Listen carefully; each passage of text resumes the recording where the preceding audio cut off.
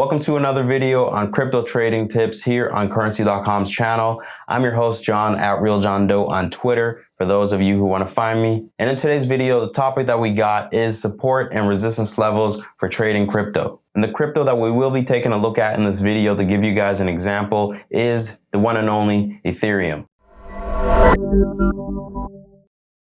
So a good way to follow a crypto trend is to look at support and resistance levels instead of coming up with your own price targets. Support and resistance levels can give you a good idea on where you can expect the price to reach, either where price will head up to and find a rejection and come back down, or where price will come down to and potentially find a bottom to start heading back up. And knowing how to read support and resistance levels can help you make the most out of both market conditions, either up or down. On the way up, you can find levels at where you will be looking to sell at, or even levels where you will be looking to add to your position. And then on the way down, you will be looking at levels that you can buy at, or even levels that are a potential bottom, and also where levels bounce to and more downside is on the way. So strap in, stay tuned in, and enjoy. Here is my introduction on support and resistance levels for trading crypto. Also, a quick thing to do before we jump into the video, head on over to our channel and click subscribe. And if you are enjoying any of our content at any time, feel free to also hit the thumbs up button on this video. You can also find my Twitter here. Just search at RealJohnDoe. And as well, don't forget to hit that follow button. But here we go. Let's get into the video. And just to let you guys know, the platform we are using is Currency.com. This is where you can buy, sell, or trade crypto and tons more other assets such as stocks, Forex, an index, ETFs, and much more. Here we have Ethereum's chart. I do have some support and resistance levels marked out here from when I did the analysis. I'm going to leave them here, so when we have an example, you guys will have a better understanding on how I am coming up with these support and resistance levels. There are many ways to come up with support and resistance levels, and for this video I'm going to give you guys a simple example. We're strictly going to go based off price action, which range has had the most consolidation, and by consolidation I mean where has the price moved sideways the most without really giving a sense in direction. And then when we give the support or resistance levels, we always look on how the price was moving before that price range became a support or resistance, and that will help identify the trend. So in an uptrend, you will look for resistance levels somewhere the price has headed up towards with a big expansion and starting to see some struggle to continue. As you can see here at each of these resistance levels, price had a nice run up, and then when it approached resistance, it had a little bit of struggle and came down for a correction to finally build a support level. In an uptrend, what you will look for to happen is resistance to flip into support. That means the bulls are taking control, testing that higher level where sellers come in, but then it builds a strong base at that level, showing that the buyers are still in control. Then price pushes out of that range, continuing to the upside until the next level where price finds more resistance and potentially a correction and sideways price action before continuing the next leg upwards. And then in a downtrend, you look for the complete opposite, where support gets flipped into a resistance. Recently, right now, we did have a correction for Ethereum, but this has not been trending too much in a downwards direction. But as you can see, price came down to this support here. We had quite a bit of sideways price action. If you look right here, this is when this support became a resistance. It tested twice with a lower high, and then it broke down to the next support here around this 200-day moving average. And then now we are having a test up to this previous support, which is now the next resistance level. So we will either see it flip into a new support level, which is bullish and heading towards the next resistance level, or it may get rejected again, because as you can see, that's where it was a previous support. Now it is a resistance. And if it gets rejected again, then price will head back down to test this most recent support that we had and potentially continue downwards in the downtrend or finally find a bottom. Now let me give you some examples on resistance in an uptrend and how you usually see it play out. So to identify the uptrend, you will look at the moving averages and the price action if it's making higher lows. And then what you look for is with the previous low, when price heads back to test resistance, is it breaking out and making new highs? As you can see here, price headed up to test this resistance level at about $600. It got a rejection, tested it again, and then the third time around, price finally broke out of that resistance level. And as a resistance gets tested, Usually the first, the second time, it becomes weaker. So the third time around, you most likely will see a break of that resistance level. And that's what we had here. And then Ethereum broke out to the next level, which was a psychological resistance at about $1,000. A psychological resistance is more of a whole number that is in most traders' heads, such as $500, $1,000, $2,000, $3,000. And since majority of retail investors think in whole numbers like that, you will see quite a bit of resistance at numbers like that. And what happened is when price reached that $1,000 resistance, it breached it, flipped it into a support, which is what you want to see in a bull market, and headed up towards the next resistance at about 1,400. And that was roughly around the previous all-time high for Ethereum. We got a rejection there, came back down to the $1,000 support, and then price continued second time around to test that $1,400 resistance level. And then third time around, it broke out. And that's exactly what you want to see in an uptrend in terms of resistance flipping into support. You want to see it get tested once, pull back, some sideways price action, potentially test it again, and then the third time to break out. And that is what we were having mostly through this whole run for Ethereum. As you can see, after this breakout, we had another test of this $2,000 resistance. We had a correction come back down to the previous resistance that is now support at about 1,400. And then price headed back up to that $2,000 resistance. Another rejection, but it gave us a higher low. And then third time around, it broke out.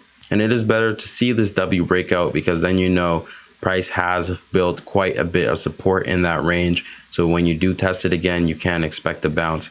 When you have something like this here, where price tests resistance, comes back down once, and then breaks out, then you can expect volatility to get higher as the price comes back down for a correction. And as you can see, that's exactly what Ethereum did after it had this massive run up after testing just one resistance level. Since it was not able to build quite a few support levels on the way up, when it came down, there was not a lot of support levels to consolidate around and test. Price came right back down to the last support level that did have quite a bit of ranging in the price. So now let's cover buying in an uptrend, the levels that you will look for to buy. So let's say this uptrend just began. It's always best to wait for price to test the resistance that you have marked out, and then you look for an entry on the pullback once price flips the previous resistance into support. That way you have a nice entry for that next leg up, and the risk reward is way better than buying the breakout. So in this situation here, the premium buy entries would have been down here,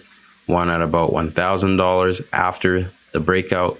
The next one here, once price broke out, you look to sell at about this $2,000 resistance level, and then look for another entry at this support level at about 1,400, which was a previous resistance, and then wait for the next breakout, a higher low here, which is a buy to dip opportunity, and then here we have the next breakout. So in an uptrend, always look to buy the dips after price has broken out. That way you know the dip you are buying does have quite a bit of support behind it, and towards the upside, that resistance has been hit once, so it is weaker. And coming up with these resistance levels and support levels to buy at, you have to look at the previous price, see where price had quite a bit of ranging at, and look at the highs of that range as a potential support in the next correction. As you can see, that's what happened here, and the highs of this range became a support here, and so on. Now let's talk about downtrend, resistance, support, selling, and potential bottom levels. So we're looking back here in January of 2018. And as you can see, previously I had that $1,400 level marked out as resistance and support. That's exactly where we peaked at in 2018. So buyers and sellers were having quite a bit of pressure at that level. And same thing here at this $1,000 level. You can see we did have quite a bit of sideways price action for buyers and sellers as well. So that is currently a support in this current trend we're in right now. So back in 2018, in this downtrend here, what could you look for to sell the spikes or to short Ethereum all the way down to the ground? So after price peaked here at 1,400, that was now a resistance. $1,000 was the next level to look at for support, since it is a psychological level. So that was the next buy the dip range for this breakout if you were still looking at this trend to continue. But like I said, if you look here, Ethereum didn't have consolidation at this $1,000 level on the way up. So when price came back down here, this was not a strong support So it was easily broken back down to this next level down here at about $650. And as you can see, that's exactly where we got a bounce. 650 range, bringing us right up to test that $1,000 range, which became a resistance now. Since it is a downtrend, you need to look for price to test support, bounce from there, and previous support levels. This $1,000 level is now a resistance after this 650 bounce. So this is where you will look to sell or to short unless we do get a close above and price consolidates above. But since that did not happen, price came up, a rejection, and came back down, tested that 600, 650 range again. And this was 1, 2, more sell pressure came and price came down to that 200-day moving average just below. And typically after massive run-ups like this, you do not look to buy the right shoulder support. Majority of the time it will break down. That's exactly what happened here. And then price came all the way down here at about $400, $300. And as I mentioned, on the way up, that was a resistance and we had some sideways price action.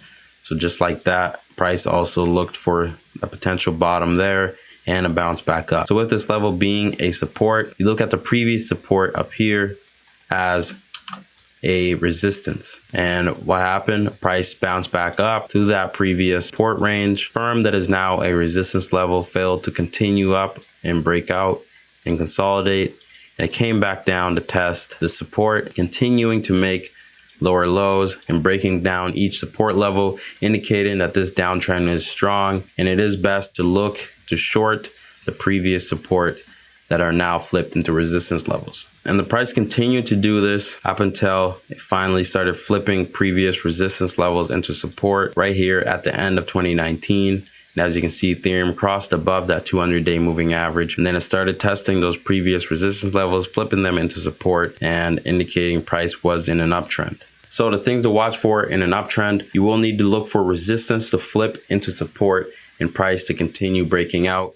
In a downtrend, you will need to look for support to flip into a resistance and price to continue breaking down. And a few pointers: when price is trending upwards and you see consolidation right below a resistance levels, that is bullish. That does mean that resistance level is getting weaker and weaker and you can expect a breakout. Something like we've had here recently, price was testing this $2,300 level for Ethereum, staying up towards resistance, which now has broken out. But if you look here, Ethereum was testing support and heading down, continuing to test support, and then price eventually broke down. So in a downtrend, a quick pointer: if price is consolidating at support after it's recently came down for a correction, that means you can expect some more downside to happen because that support is continuously getting tested and the floor or the ground will continue to get weaker. So we went over a few examples for an uptrend and a downtrend: support, resistance, buy opportunities, sell opportunities. But overall, you should keep your chart simple when looking at support and resistance levels. Just use price action and consolidation ranges. There's no point to use a bunch of indicators. Usually you can pull up a candlestick chart and you can look at where price has been trading. A lot of buyers and sellers coming in with no sense of direction. That is usually your support or resistance, depending on which direction the market was moving before we did get that consolidation period. Like I have these marked out here. This level right here was clearly a support for Ethereum, and price was consolidating at support, which is not good, and it broke down. And then that level is now a resistance, and then Ethereum bounced, consolidated at resistance, and now Ethereum is slowly breaking out to try to flip this range again into a support. If that happens, then that is bullish for the next level to become tested.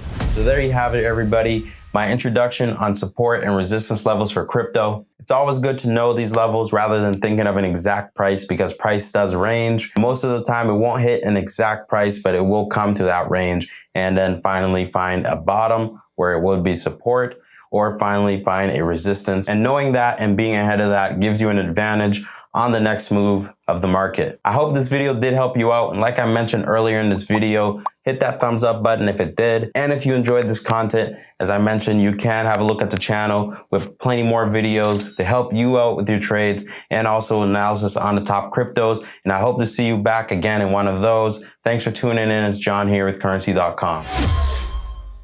For more trading videos just like this, please subscribe to our channel.